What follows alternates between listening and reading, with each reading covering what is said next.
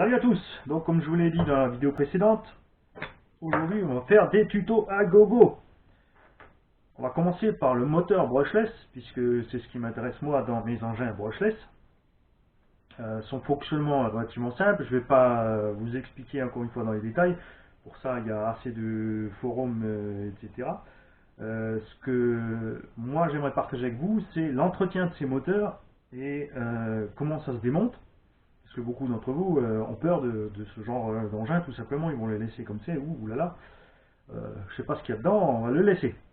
Donc effectivement, si vous avez deux mains gauches, ne faites pas ça, sinon vous n'avez aucun problème. Donc je vais me mettre derrière la caméra pour vous montrer de plus près.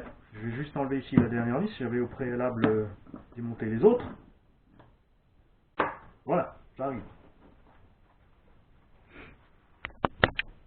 Alors, votre moteur brushless est constitué d'une cage avant, d'un corps et d'une cage arrière. Différents systèmes de fixation, donc généralement les cages arrière sont fixées sur le pourtour. Les cages avant sur les anciens moteurs étaient également fixées sur le pourtour.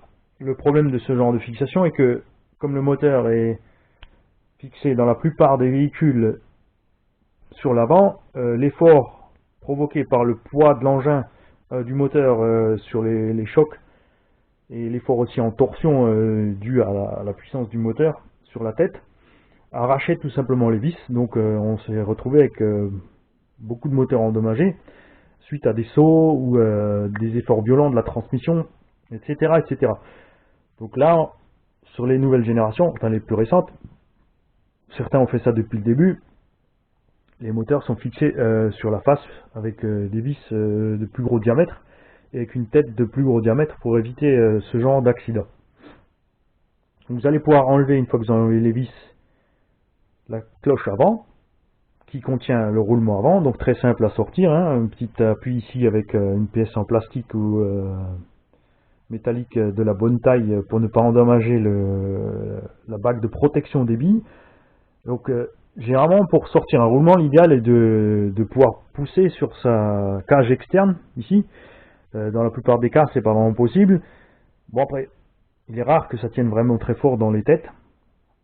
Donc juste un petit coup avec un pointeau, avec une tige en plastique ou quelque chose là-dessus, il devrait suffire à débloquer votre roulement. Certains sont montés avec un peu de loctite, donc attention quand même à ne pas trop forcer sur la bague intérieure.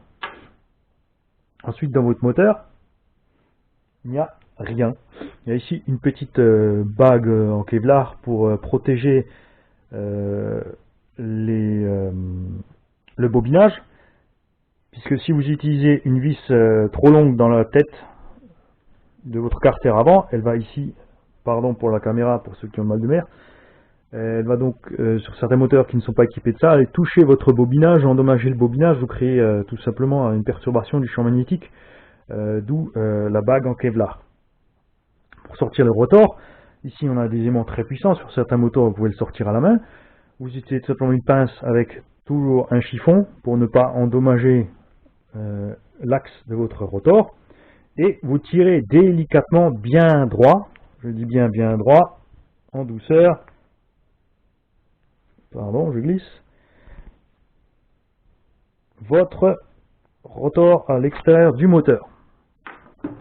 Très important de faire attention de ne pas rester accroché avec le film Kevlar dans le bobinage et de ne pas l'abîmer. Ce film Kevlar est la sécurité qui maintient vos aimants qui sont collés sur votre rotor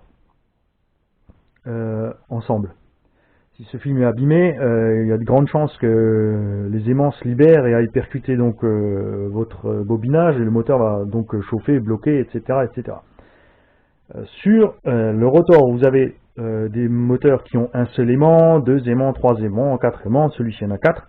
Donc comme je l'ai dit, ils sont collés, ils sont maintenus en plus par une bague avant-arrière qui elle aussi est collée, le tout sur l'axe du moteur. Et c'est la panne principale que vous pouvez avoir sur un moteur brushless, c'est que donc soit suite à une montée trop grande en température, donc un rapport de transmission trop long, une température externe très haute, un mauvais refroidissement, lorsque la température va monter, la colle qui maintient tout ça ensemble va tout simplement brûler et ne collera plus.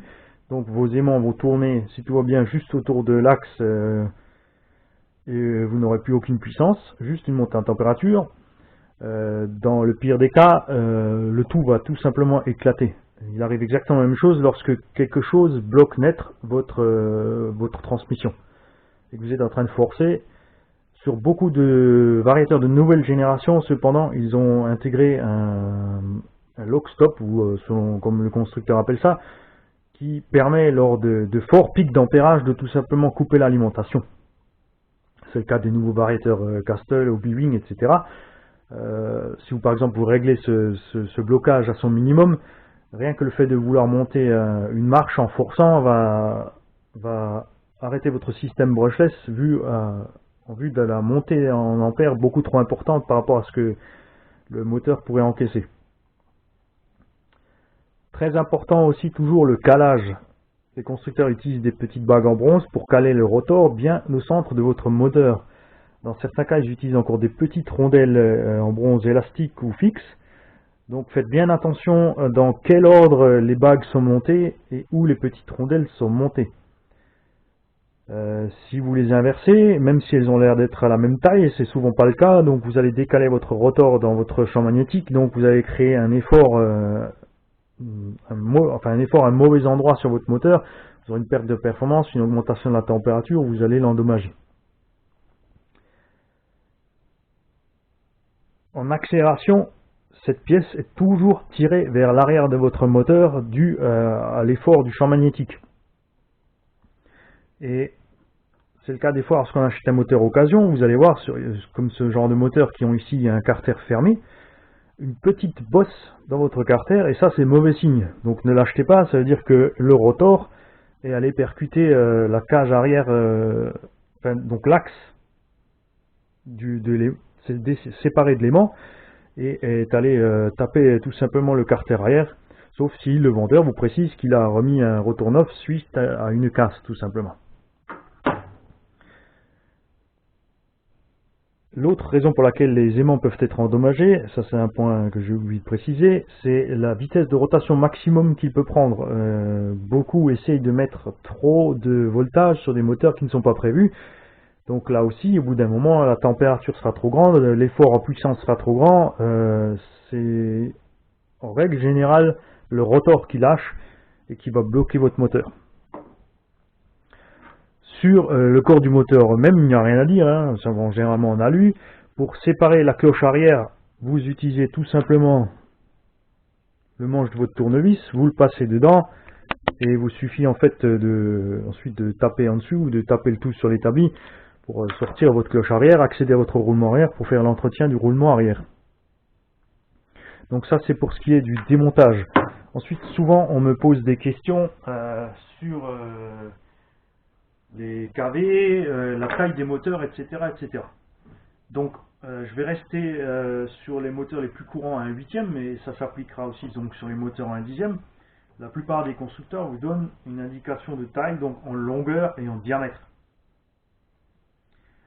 Plus un moteur est long, plus généralement il a de couple, mais aussi une plus grande consommation à déjà faible intensité, puisqu'il faut déjà entraîner le rotor lui-même.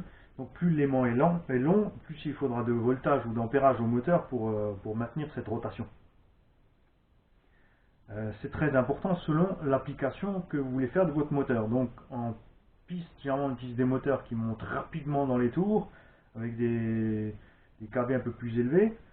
On peut pallier à ça donc forcément en montant le voltage et en descendant les KV du moteur. En loisir, on n'a pas trop de soucis puisqu'on peut mettre le voltage qu'on veut avec le moteur qu'on veut. Forcément, si vous roulez en compétition ou sur des pistes, si vous voulez faire des courses, il y a certaines normes à respecter pour que tout le monde soit sur un pied plus ou moins d'égalité. Donc là, par exemple, en piste 4S, les concurrents vont prendre des moteurs qui montent à des tours minutes affolants, avec donc des consommations en ampères très élevées, mais du coup aussi donc un variateur qui va prendre 180 ou 220 ampères en continu, et des batteries aussi en conséquence.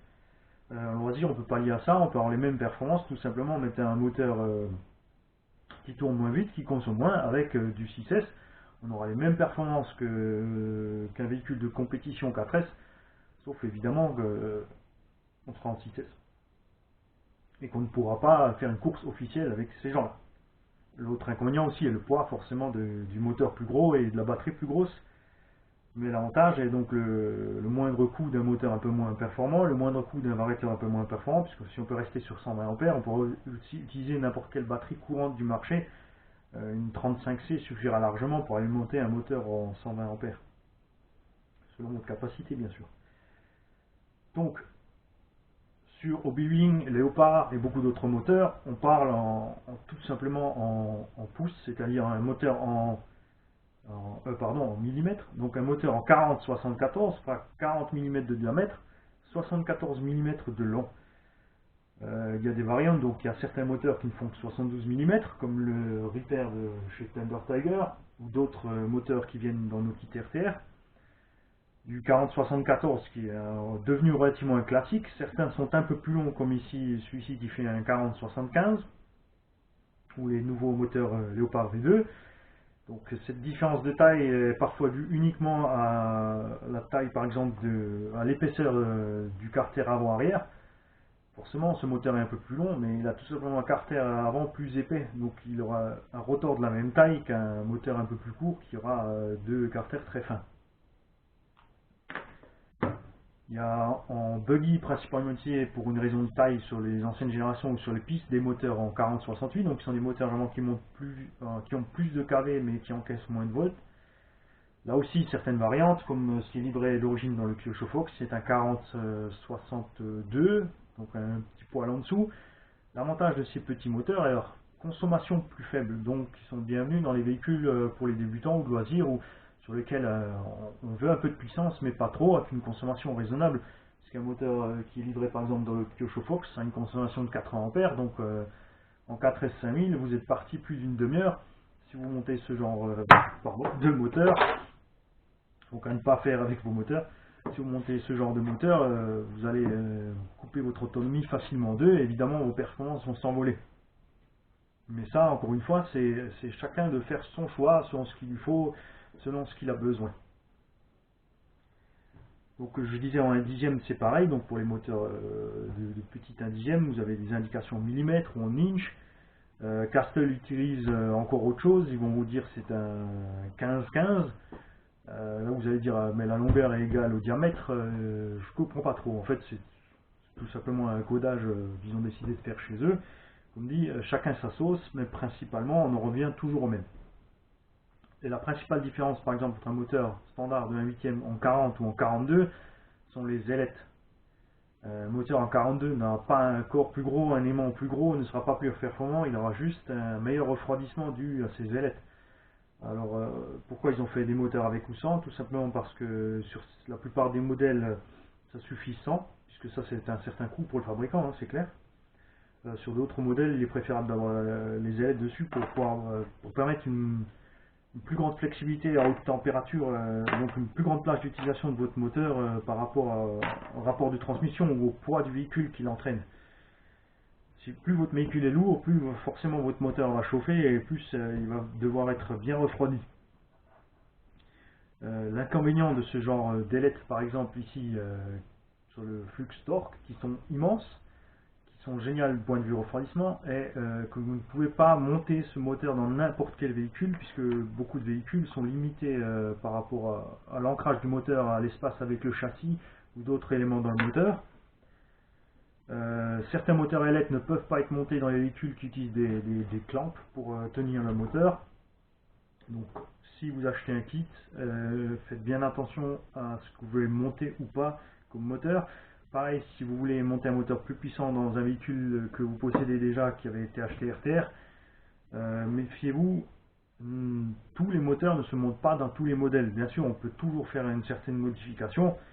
À vous de voir après si vous êtes prêt à sacrifier un petit bout de votre châssis ou un petit bout de votre moteur pour le mettre ou pas, ou si vous préférez laisser tout proprement comme c'est.